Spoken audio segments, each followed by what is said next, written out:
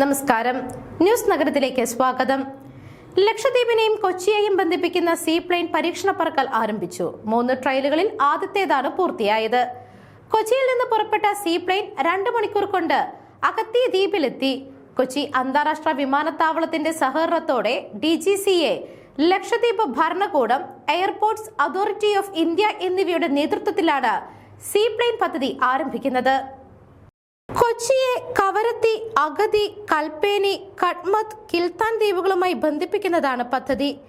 സ്ഥിരമായ seaplane service ആരംഭിക്കുന്നതിനായിട്ടുള്ള പ്രവർത്തന സാധ്യത വിലയിരുത്തുന്നതിനാണ് 3 ദിവസത്തെ പരീക്ഷണ സർവീസ് നടത്തുന്നത്. ഇന്ന് രാവിലെ 10:30 ആരംഭിച്ച ആദ്യത്തെ ട്രയൽ വിജയകരമായി പൂർത്തിയായി. 2 മണിക്കൂർ കൊണ്ടാണ് കൊച്ചിയിൽ നിന്നും സീപ്ലെയിൻ അഗത്തി ദ്വീപിലേക്ക് എത്തിയത്. സ്കൈഹോപ്പ് ഏവിയേഷൻ ലിമിറ്റഡിന്റെ ട്വിൻ ഓട്ടോർ വിമാനമാണ് സർവീസിനായിട്ട് ഉപയോഗിക്കുന്നത്. കാലാവസ്ഥ അനുകൂലമായാൽ 12 പരീക്ഷണ പറക്കലുകൾ നടത്തും. ടൂറിസത്തെ പ്രോത്സാഹിപ്പിക്കുവാനും ഗതാഗതം കൂടുതൽ സുഗമമാക്കാനും ലക്ഷ്യമിടുന്ന പദ്ധതിയിലൂടെ ദ്വീപുകളുടെ വികസനവും സാധ്യമാകും. ന്യൂസ് ഡെസ്ക്, ന്യൂസ് നഗരം.